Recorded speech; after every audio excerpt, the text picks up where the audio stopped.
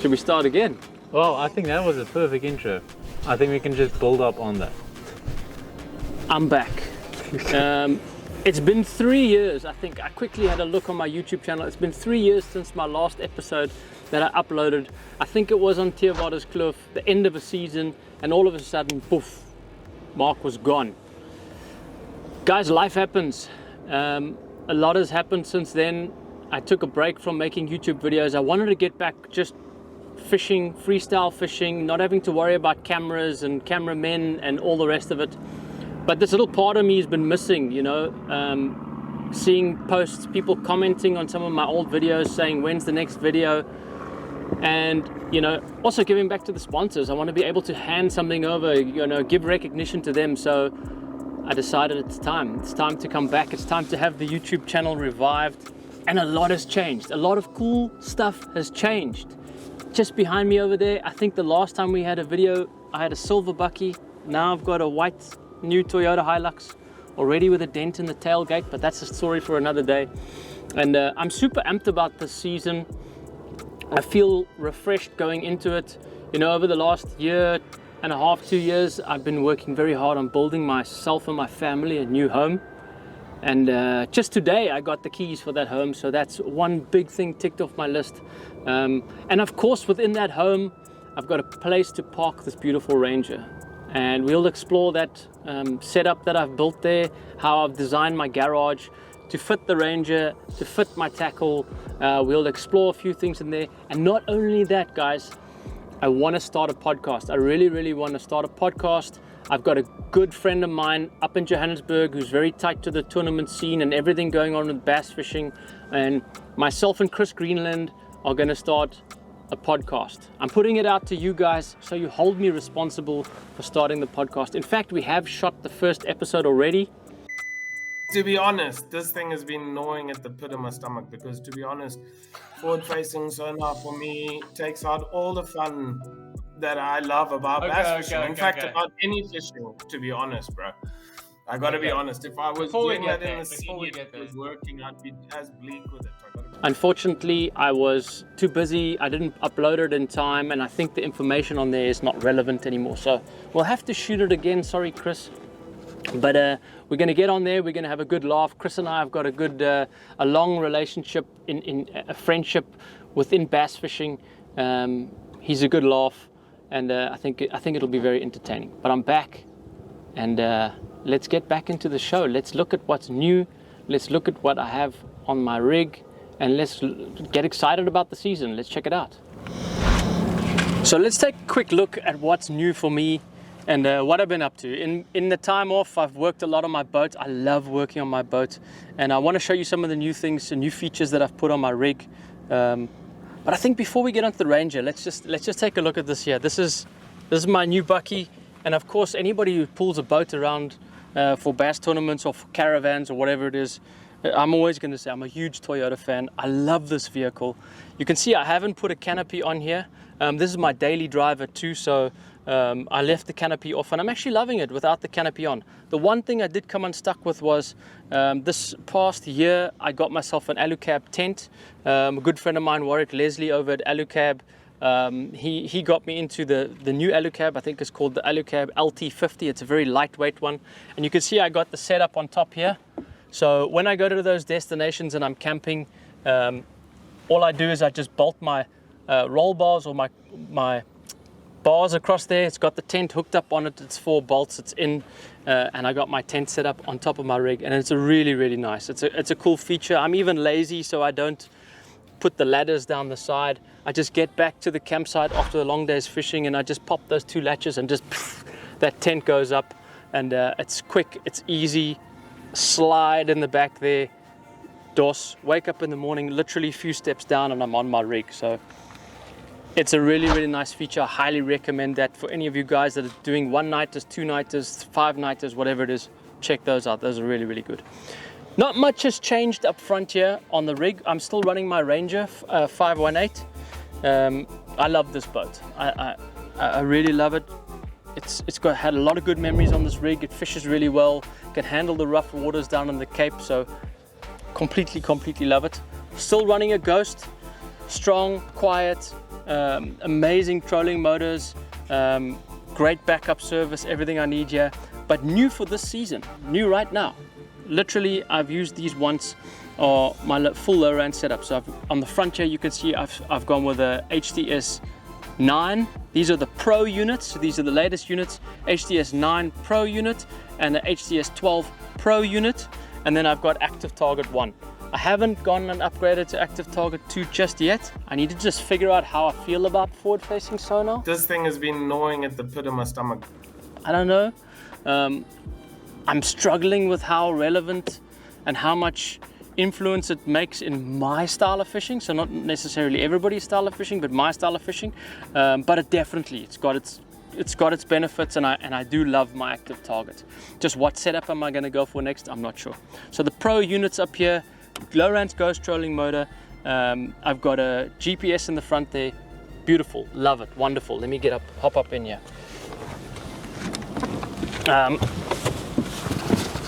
On my rig, I'm still running arc rods, and another thing that I've been fishing a lot with is actually the arc reels. I first got them in my hands, I think it was maybe a year and a half ago, and I haven't really posted a lot about them, maybe a couple of pictures on Instagram, just because I feel that reels are something that you need to fish with for a long time before you can give an honest view on something. A lot of guys will get a brand new reel out the box, put it on, spool it with line, go out there, fish out. This is the greatest reel ever. It's smooth, it's quiet, it's calm, it's blah, blah, blah, blah, blah, blah. I want to see how that thing handles being bounced on Theewaarder's Kloof on the deck. Me, I'm rough on tackle. I want to see what it looks like after a year of fishing with it. Is the reel, the handle coming loose?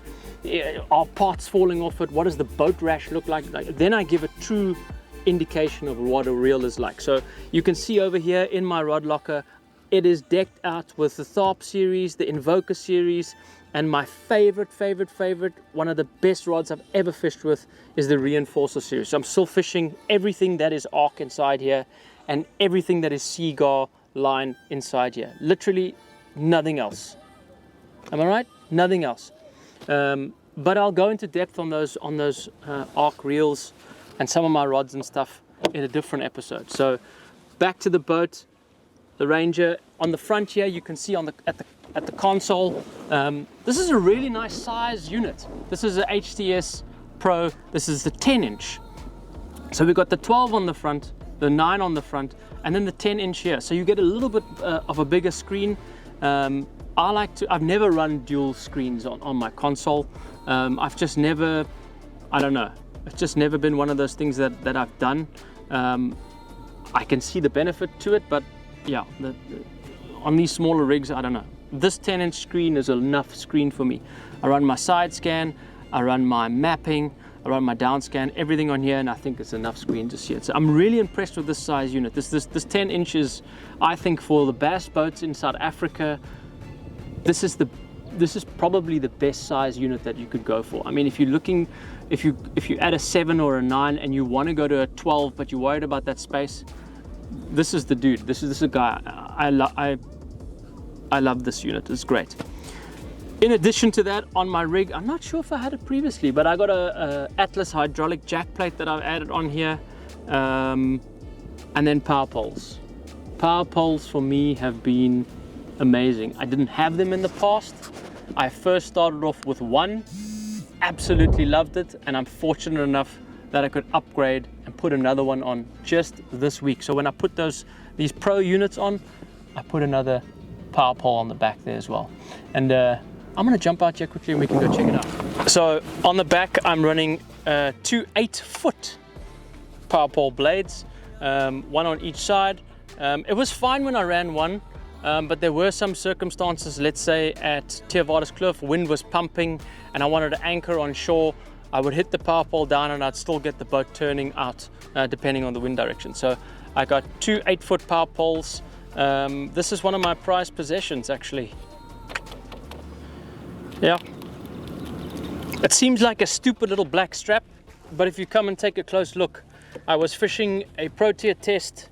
Also, when I wasn't online, I fished the Protea test at Loskop Dam, and I was fortunate enough to fish with this dude for a few days, spend time with him, get to know him. And I went around his boat. He's got a skeeter boat. He had a skeeter boat, and yeah, I saw these little straps, and I thought that's a great idea. You know, when you're towing your power poles, you get those big covers that you put on, but they're a bit cumbersome. So he had these nice Velcro straps. I said, "Hey, John, that's a great idea." And he said, "Yeah, you know, it's just Velcro. This is what I did." 10 minutes later, he comes and he taps me on the back and he says, "Here you go. How many power poles have you got?" I said, "I got one." I said, "What you got there, John?" He says, "No, this is my spare one. Take it, put it in your bag. It's easy. You can transport it back to Cape Town with you." I said, "John, you don't have to do that. I mean," he said, "No, I want you to have this. I mean, take it with you. It's done. It's not an issue." And I was like nothing for him. So I said to him, "John, there's only one way that I'm taking that strap with." I said, "You got to sign it. So it's got to remind me of you." You know, and I never at that time did I think that it would, what I was saying to him would mean so much. So there you have it. There it is. I got him to sign it. Yeah, unfortunately, some of you guys might know what happened to him, but great dude. Yeah. Then another great dude. In fact, the guy that I'm staying with this weekend, I'll make it a quick story. He came to my house for a braai. I think it was the most expensive braai that he ever came for. So he came to visit me in the estate that I'm staying at, and him and his wife and friends, and we had a braai. We had a great time. And while we were braaiing, we were talking about outboards. He loves boats just like I do. And we were talking about my rig and upgrading my rig. And we were talking about the new SHO, the new show that just come out or been out for a little while, and he really liked it. And I said, "Well, you know, I got a price for it, and this was the price." And he said, "No, that can't be. That I thought it was way more than that."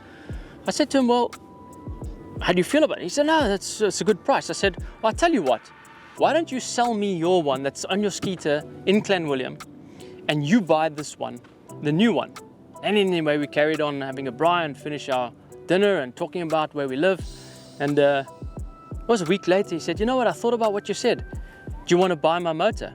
Here she is. It had 13 hours on it at a SHO 250 SHO. So I swapped out my VMAX 200, put the 250 SHO, and this is the greatest motor I've ever had.